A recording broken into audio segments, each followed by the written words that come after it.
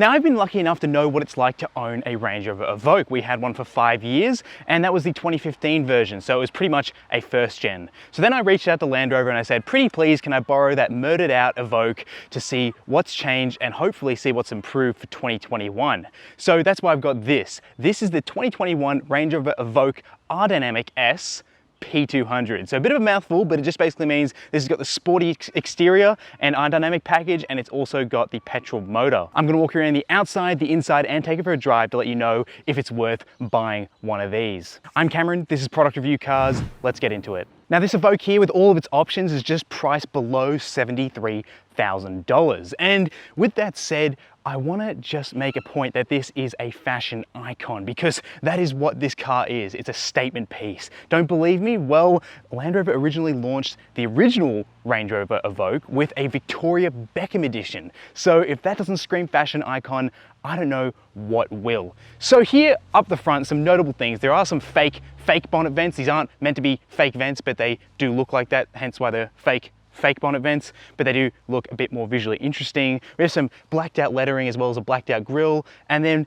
really what you have is a tightened up exterior compared to the previous generation. They've really gone to the beauty salon, got a nip and tuck, and here we go. We have more slim headlights going on here, which I really love. They're LEDs and they look fantastic, and I love how the indicator action works on those. It just looks a whole lot better and a whole lot more modern than the previous generation. And also loving these aerodynamic grills on the side. They just look a bit more aggressive. So around the front, the Evoque's just looking a little bit more serious, which I'm liking with the whole Land Rover lineup. It just looks a bit more taut and ready to go. And around the side, I like that the silhouette of the car is relatively unchanged. And that's because the original car was really closely resembling the concept car, which is really rare to see in the automotive industry. So to see a concept car design make it to the street where this is, and they're very proud of this design, they're obviously not going to mess with that because it does look a little bit timeless. So I'm liking that. Here we spec with Santorini black paint, and we've also got these 20-inch black alloy wheels which have Pirelli rubber wrapped around them. And I do like how far the body is staying off these tires, because it just gives you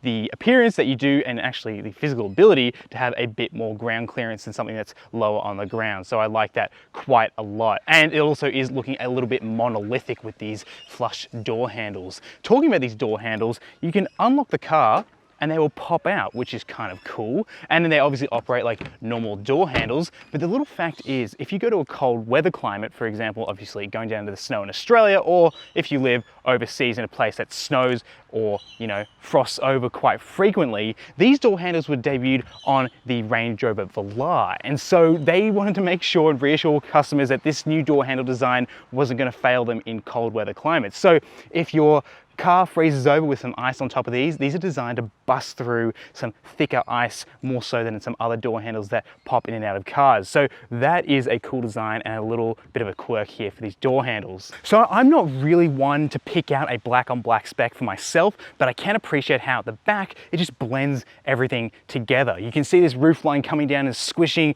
the rear, and you're also seeing that you're missing the rear wiper, so it gives it like that concept car look at the back. We have blacked out Range Rover lettering, and we've also got the Evoque badge, which is blacked out, so helping it blend into the back here. We've also got some new tail lights, which are nice and thin, and they're LEDs as well, and they look really good too. So they really complement the front design. Some points lost for an attempt at some fake exhaust exits, or at least something that's trying to resemble that, but that's all right because the rest of this design at the rear is just so iconic. And to be honest, in black, it really does have a great presence out parked on the street or when you're driving on the road. Now you can unlock the boot here with the key, which I must make a bit of a note. This is a Land Rover key, not a Range Rover key. I remember I loved our key before because it said Range Rover on it, quite fancy, but instead we have the regular old Land Rover key for the 2021 generation. Just something to note with the key, but you can open and close the boot with it. Before, you couldn't close the boot, you had to manually close it, but now you can do that all with the key from the inside or from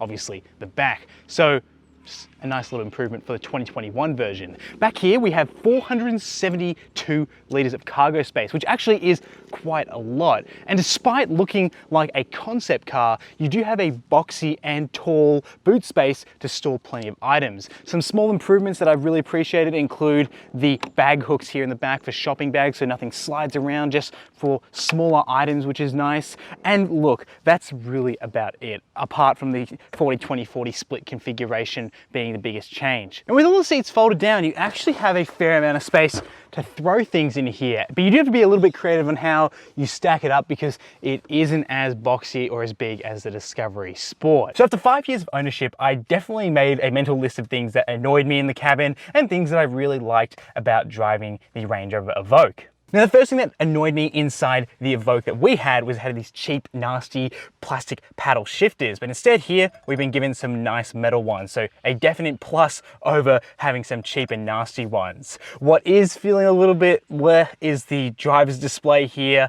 I know it's the base model, so maybe there's some things that doesn't allow this to get the digital driver's display, but hey, I'm not really loving this display in front of me, but it will do the job. So if you're someone like me who has experienced the digital gauge cluster and really likes it, I definitely think that's something you should opt additionally in this car. What you don't have to upgrade is this center infotainment display. It's not as advanced as the ones in the higher trims of the Evoque, but it's still really quite good. It's a nice, large, easy to read display, and it hasn't been shrunk down like some other European brands do for the lower down models. It's a full size display, and in there we even have the 360-degree 3D camera view, which looks fantastic, and it's always really entertaining to play around that and fly around the exterior of your car, which also moves if you drive or use your indicator, which I think is really cool. You've also got your off-road cameras, which point at your wheels and also give you a front camera view, and then also you've got that clear sight camera, which acts as a top-down view through your bonnet to see what's happening underneath. So if you do take this off-road, this one also has a cabin filtration system, which is an option, and that just means you can see what the air quality is doing on the outside, and you can activate filters to make sure the inside passengers are breathing nice clean air inside the Range Rover. Now below that we have the instrument display we saw in the Discovery Sport, which is this gloss black surface with all the buttons being capacitive except for a couple of buttons and dials. What I am sad to see is the missing rotary shifter that used to rise out of the dashboard, and it was just a piece of theater that everyone went, ooh, wow, and it really made the cabin feel a lot more like the concept car. But then I guess people's issues with reliability of that coming out of the dash and that being a concern, and also trying to streamline all the cars that have the same shifter, that's why we've got this one here, which we've seen in many other cars. And look, I can't complain about it. It is a fantastic shifter and easy to use. What I do find a bit funny is the amount of space that's around the shifter now that everything's being incorporated into the screens. There isn't much need for any more buttons. Now in the back seats, you actually do get a little bit more space. And look, this doesn't look like a lot of space, but I can tell you I've been on road trips for more than 6 hours in this car sitting in the back seat, and I've been more than comfortable. It is a little bit more snug than other cars, but it is not uncomfortable. I can't say that, and I can't argue against it because I've experienced it firsthand. I can appreciate the improvements that have been brought to the back here, including how these seats have been designed with a nice cutout, so I have far more knee room, and this is my normal driving position as someone who's 5'11", and I have a little bit more feet room underneath the seat, so I feel a lot more comfortable than I did in the 2015 version. I've also got a little blind spot monitor symbol which pops up, and it's the same for all the doors in the cabin. It just means that if there is a cyclist or an obstacle coming towards you or next to the door, the car will alert you using that little symbol. Now, this really is a four-person car because the middle seat, sure, you can sit here just fine, but all of a sudden you feel like you're a lot closer to that roof and you don't really have any feet room to speak of in front of you. Instead, you sort of have to play footsies with the other passengers. And then the other thing as well, for some people, just to note that these seats don't recline or slide forwards. They are fixed in place. So I guess if you cross up between the Discovery Sport, that gives you a bit more flexibility in the second row. But if you really love the look of this and your family does too, then look, you can be comfortable in the back seats. There is a 12-volt socket here. Unfortunately, there's no USBs in the back, which I find bizarre in 2021. And then you do have a center armrest here, but it doesn't have any storage in it. It's just a pretty simple armrest. So, but it is a lot wider than the previous generation's ones. Now, what I can appreciate is that we have a 40-20-40 split, which is really really cool to see. And look, I know it's weird for me to get excited about this, but this was my biggest irk with the Range Rover, was that on long trips with a family of 4, it's really hard to get comfortable when you have to squeeze all your stuff in the back, or worst case scenario, have to share the middle seat and this side because it's 60-40 split. Now we have a 40-20-40 split, and look, the middle seat comes down and we can pass through items here to give a bit more space for the boot. And that is an absolute plus in this interior, and possibly the best upgrade that this has seen apart from the styling. Okay, so driving in the Range Rover Evoque, I've had plenty of seat time behind the previous generation. It's definitely an improvement here. I feel like everything's a bit tighter, everything's a bit more, I guess, well put together. They sort of know what the issues were with the previous generation and they've gone out to iron them.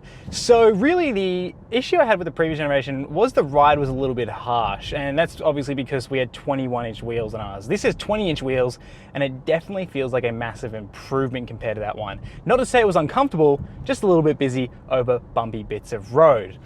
This is also my first petrol Land Rover product I've driven around in the smaller versions of Land Rover's cars. I've driven the petrol straight 6 that you can find in the Defender, which is fantastic, as well as in the Jaguar F-Pace. But down low, I've only been exposed to the diesels, and that diesel that I've tested in the other Discovery Sport, that thing was cracking because that was a mild hybrid.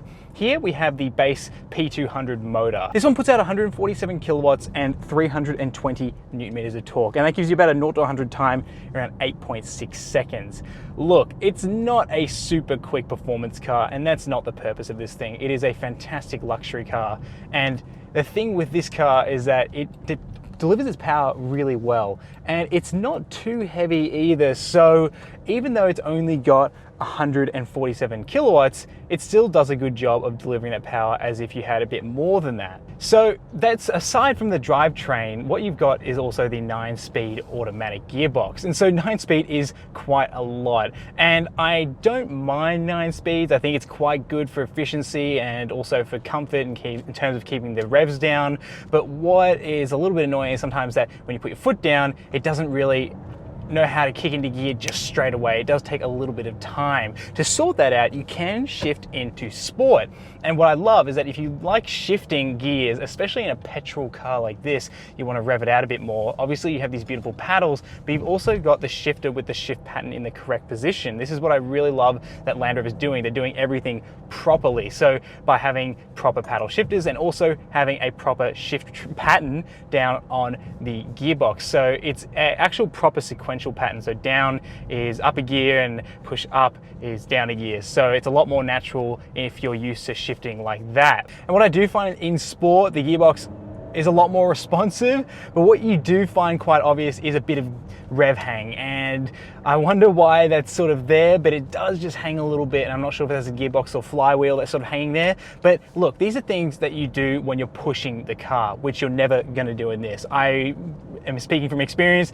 Once you get used to driving this thing, you are never going to be flooring it or shifting through gears. And look, the sad thing is, as beautiful as these paddles are, they're not as rewarding to shift through gears as it was in the Defender or the F-Pace. And since this is the smallest Range Rover you can buy, and it's got a much lower center of gravity, you can hit corners with really nice pace, and corners just flow really nice. And it really makes it fun for when you go away on longer trips and having to head through corners compared to other SUVs. Like, sure, you can go off-road in something that's a little bit cheaper than this, but it does feel like it's about to tip over everywhere. Instead, with the Evoque, you do get that off-road performance, but also being able to have it all in a package that is actually very city-friendly and really easy to throw through corners. And it's actually fun to drive through corners. You do get nice balance and flat performance through any sharp turns. Now, the downside of having a petrol 2-litre 4-cylinder turbocharged motor is that the fuel economy isn't exactly the best. It's quoted around 8 litres per 100 Ks as a combined figure, but around town I'm hitting just over 10 litres per 100 Ks as an average. So yeah, that's just something to note. Obviously this is an SUV, so it's a bit heavier and the engine has to work just a tiny bit harder, but it's not all bad news because this has a pretty big tank on board. It has a 67 litre tank on board, which means that you'll be able to head just as far as you would be on a diesel if you obviously use the gearbox to your advantage and you're not flooring it everywhere. You can hit an estimated around 700 to 800 Ks on a single tank. So look, that's quite good, and that's a great peace of mind if you're heading down to, say, the snow or doing longer trips into the country.